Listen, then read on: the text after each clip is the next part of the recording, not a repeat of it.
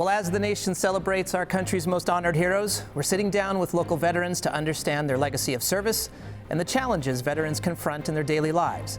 That's today on this Veterans Day edition of Nevada Week.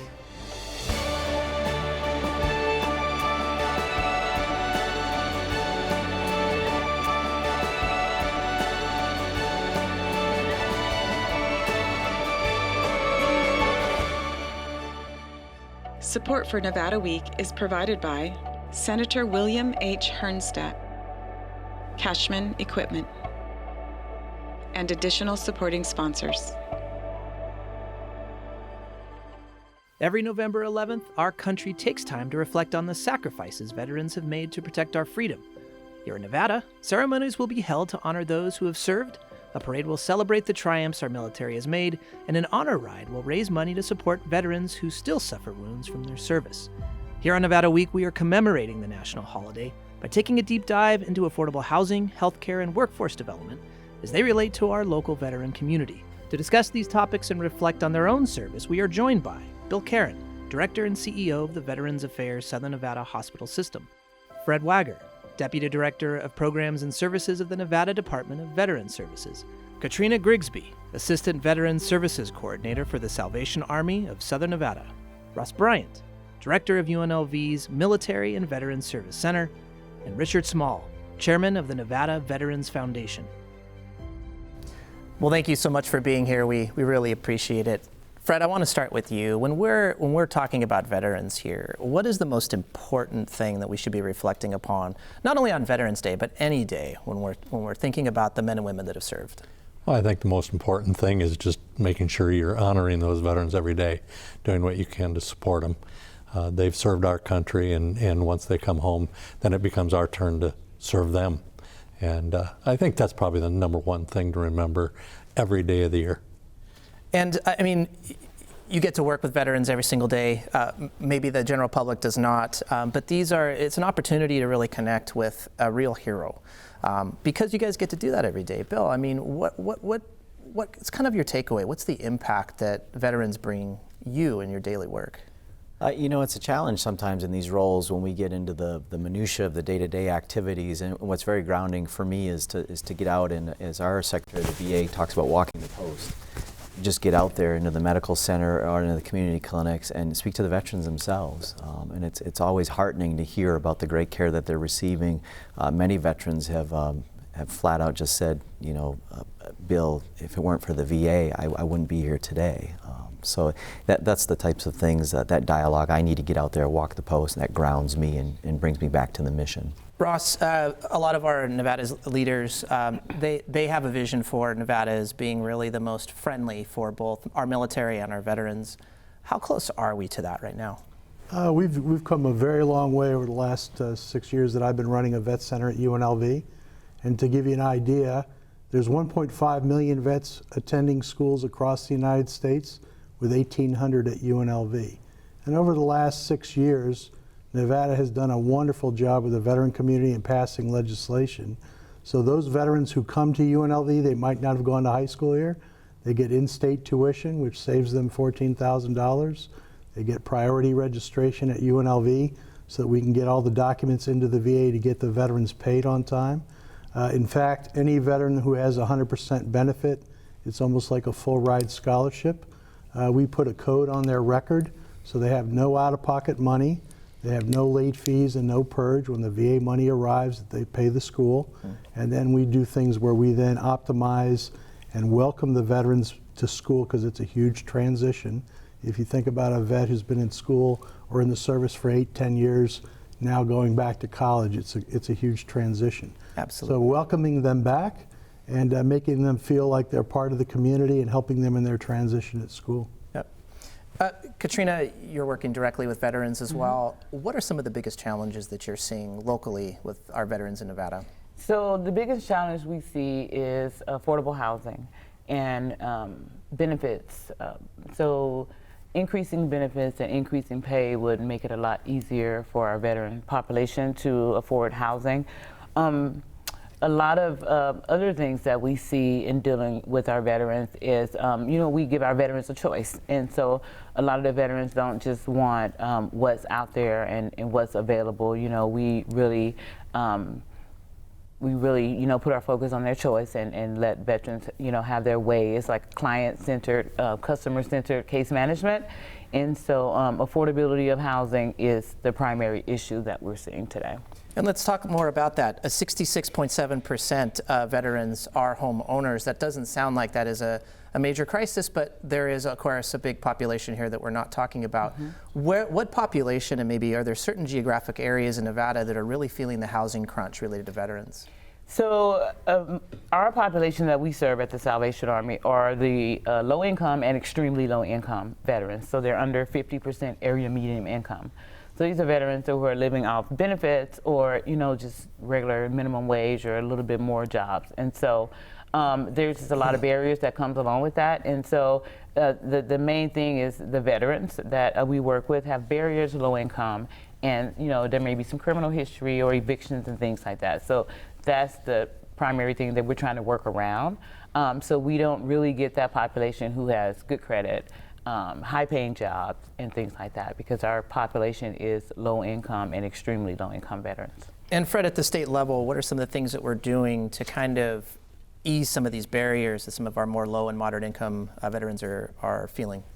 Well, we've worked a lot with the different cities in the state and trying to address whatever issues are out there as far as, especially veterans homelessness, Salvation Army, U.S. Vets, even Veterans Village. They do a great job of housing them temporarily. The VA has the HUD-VASH program, which is getting them into substantial housing so they don't have that problem moving forward.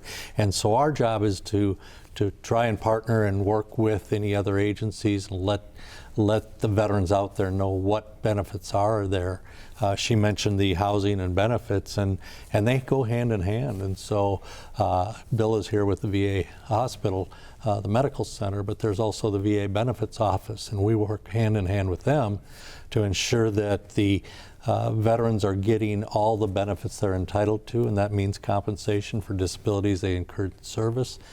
So there's an ongoing process of working together, and we've got veteran service officers out there, not only with us, but other organizations as well, who constantly do this on a day-to-day basis, helping veterans get their benefits. And Ross, you're working specifically with students in higher education at UNLV. We hear of just a housing crunch with students in general. Is this compounded if you're a veteran? Well, the benefits that veterans have now to go to school is very robust. So if you're qualified and you have benefits, to give you an example, if I had full benefits and I did my 4 years of service and I have post 9/11 GI Bill, now called Forever GI Bill, I get $1,562 a month for housing. But we've also had vets that were homeless who joined us, and then we worked in the community because the school is not positioned to solve that challenge. But working with HUD-VASH, U.S. Vets, Veterans Village, it always happens on a weekend, it seems, that we identify a veteran living in a car or a veteran homeless that is actually trying to get into school and start their benefit. And we've used those community resources to try to get those folks in. And I know of at least 4 or 5 times where those veterans that got that opportunity then to get on their feet, go to school, get their benefits going, graduate and get a new job, they went from being homeless to being a graduate, which is just a great feeling when you see them at graduation. It's incredible. And Katrina, let's talk more about the homeless population here. Comparatively, Nevada has a little bit more of a homeless issue than other states do.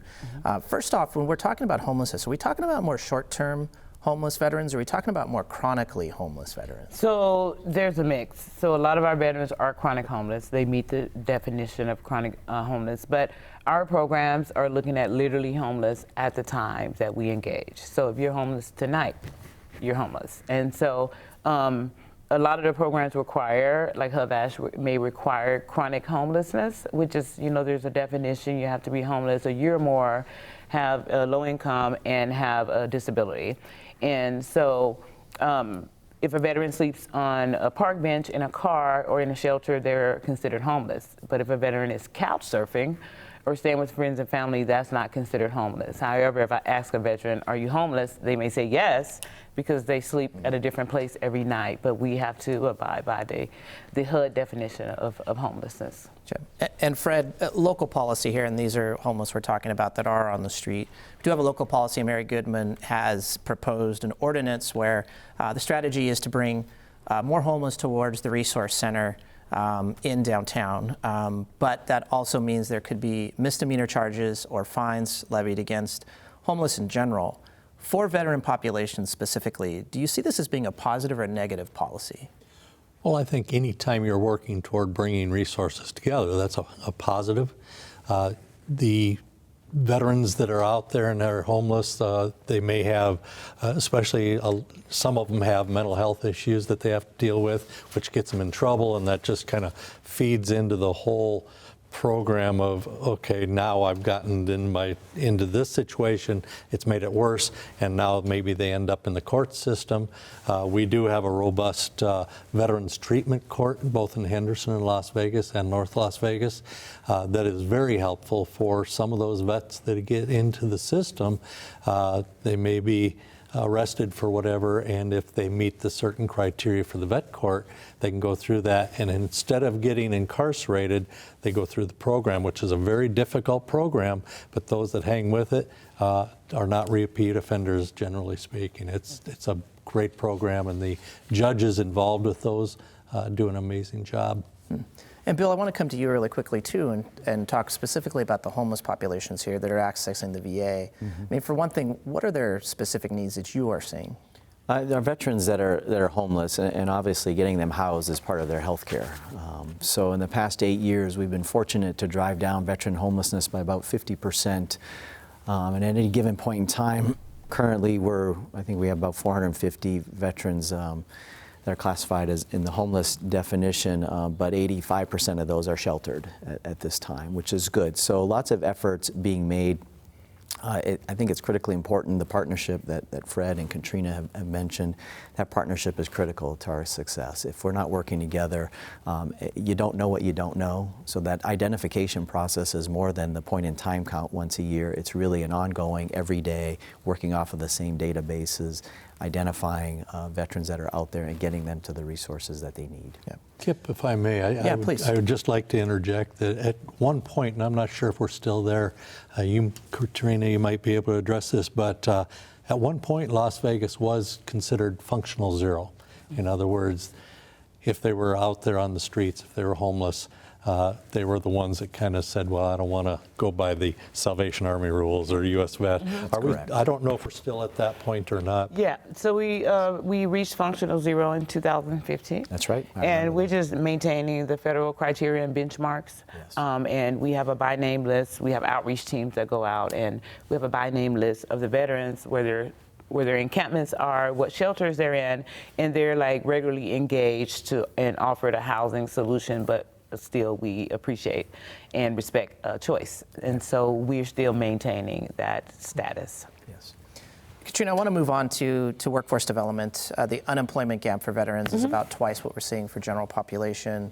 What are some of the gaps that you are particularly seeing, and why veterans are not being employed? Well, a lot of our veterans who are just now becoming homeless and got out of the military within the past 5 or 7 years, a lot of their skills are not transferable. And so, I think what our community needs to do is maybe invest more Workforce Investment Act dollars into some veteran-specific training and some vocational training, and maybe just skills programs. And that these agencies or this funding would be introduced to community partners like the Salvation Army, because we help over 2,500 veterans a month. And so the veterans come to our program, and if we're not aware of what's available when it comes down to jobs and things like that, it's kind of a gap there. And so I think educating the service providers that work directly with the veterans would be great, but we need the funding to kind of just target veteran specific, or maybe some job descriptions to have a veteran preference would be appealing to assist people in applying. Yeah, Katrina, that's a great point, and I want to ask you, Ross.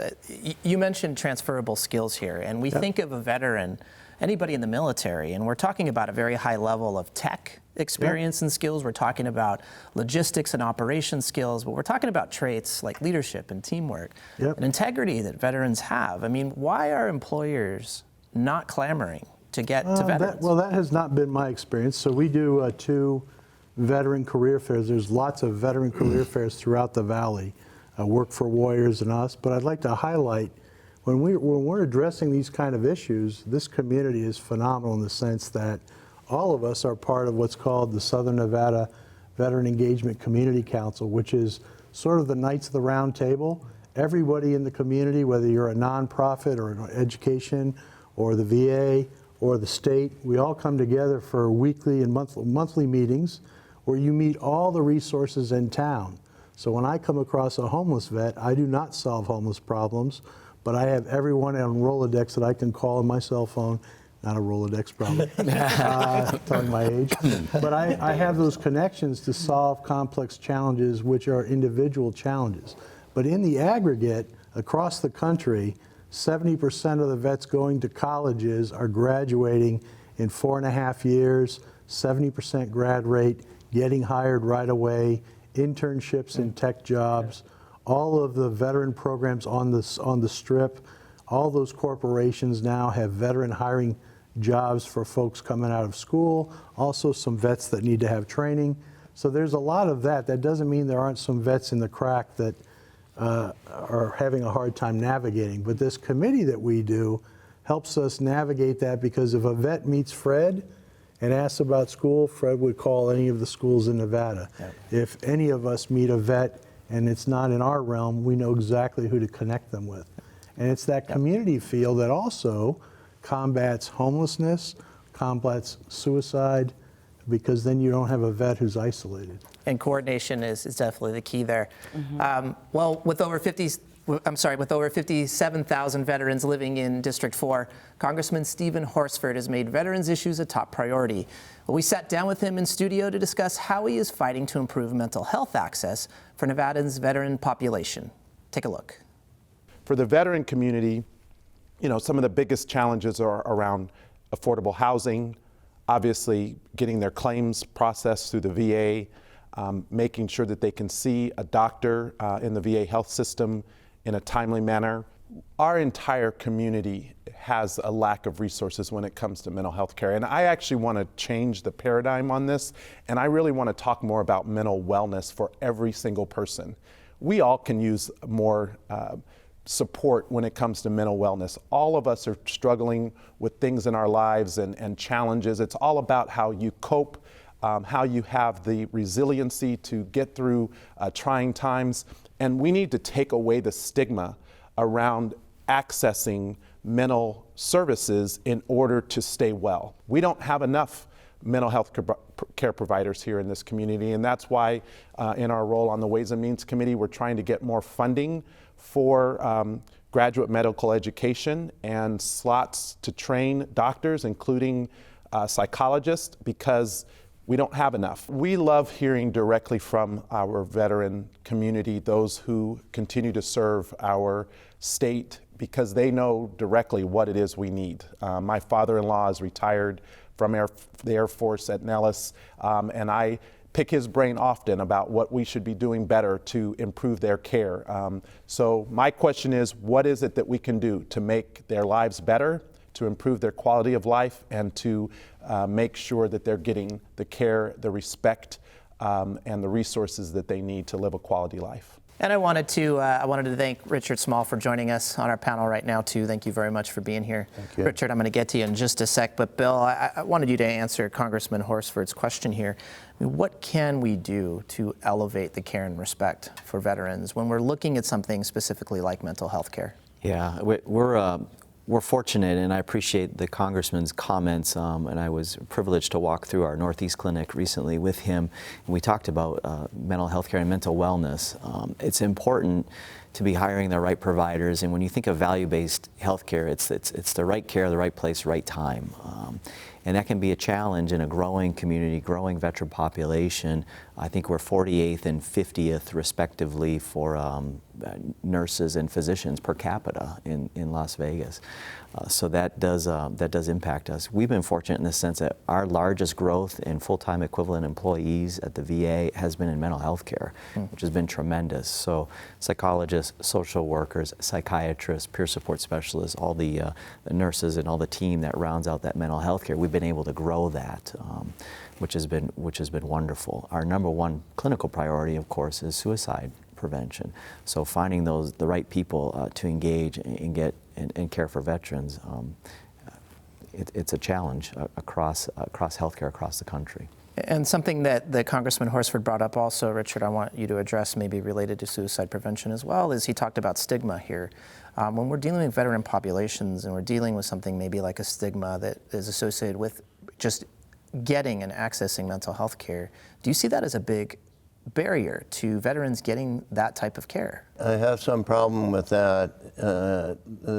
My direction is more to the individual, but yes, there is some resistance on an individual level to admitting that you have a problem. Ross was talking about that earlier. And I'm not sure that stigma is a good name for that.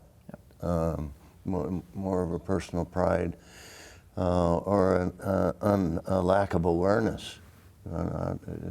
Ross, you said earlier, I didn't think I was a different person after I came back. Right. Yeah. And Ross, let's talk specifically about our student populations then. You are doing a lot with navigation, not just in funding and academics, but providing other systems of care for things like mental health care and access to health care. I mean, for one thing, our student population, our returning students, are you seeing issues of mental We are. health? So we have 1,800 vets, and we grow every year by 400. We graduate about 300. But we've also had 4 suicides at UNLV. And 2 of the 4, we were talking in the green room, were guys who were combat guys with traumatic brain injury. And it's a hidden injury where they don't walk in and tell you that they have a traumatic brain injury. You find out when they start to fail out of school because of cognitive disorder or challenges or anger management or any of those kind of mental health kind of issues. So what we've been able to do is stand up a peer program from University of Michigan called PAVE. We're one of 38 schools. But I'm very proud of our program because we partnered with the College of Social Work, where a lot of veterans go into social work. Many of them have been hired by the VA recently from UNLV. And in that program, they get their practicum credit with a clinical supervisor from the social work college working for us and being that community connection. So that, here's an example, if you were in school and you started failing out, the people who get you paid in my office would say, hey, this individual has a problem. We end up calling you and finding out you're struggling. We then assign you a battle buddy, a peer, who is doing well in school, who's in social work, who then becomes like a coach for you on helping you navigate this, not by yourself, not isolated. We wear lapel pins, we have shirts, we have a community kind of concept on campus where veterans, everywhere they look, they see other veterans at school, that we teach all the vets to ask another vet, hey Fred, how are you doing? Yeah. And if Fred says he's not doing well, they know to give us a call. So we've built this community within our community to try to have a tighter knit group to try to prevent suicide and to get resources to people. But it is true, a lot of vets will not go for help. And emerging here is some themes here. We're talking about coordination, we're talking about community, 2 things that no matter if we're talking about affordable healthcare, affordable housing, or workforce development are very, very key here. Richard, I want to come back to you and talk about one specific collaboration, the Fisher House, where Nevada Vets Foundation and the VA have collaborated to provide this service. For one thing, what is the Fisher House and what gap is it specifically addressing here? The Fisher House is a guest house for the families of military and veterans who are receiving medical care. Not just at the VA Medical Center, but anywhere in Las Vegas, the families can stay for free at the Fisher House. It's a national or international program that we hooked up with about 8 years ago, and we're part of the capital campaign to get the building built. And we continue to support the residents of the Fisher House in many ways. And Bill, for the VA, why is this so special? It's critical. And we talked about the partnership, and sometimes I think the awareness that you brought up, we have the potential to be fragmented, not so much in VA, but there's so many programs, a plethora of programs out there to help veterans at the state level, the federal level, the scholastic level, city level, county level. If we're not coordinated and working together, then gaps occur. So I'm very prideful. If I look back, starting 8 years ago with the Fisher House, the foundation, what the people have done, and us connecting with one another and developing this infrastructure, this safety net for veterans is just tremendous. Having access there, and I visit the Fisher House frequently as it's on our campus, the families are ever so grateful to be able to stay there. It's warm, it's welcoming, it's a beautiful setting for them. So another great example of partnership. And again, key here is coordination and collaboration, Absolutely. Something that we brought up quite a bit on this show. Yeah. We've run out of time. I wanted to thank you so much, all of you. Really appreciate it. And thank you so much for tuning in. Now, to learn more about any of the topics that we covered today, please visit our website at vegaspbs.org/Nevada-Week. You can also find us on social media at Nevada Week.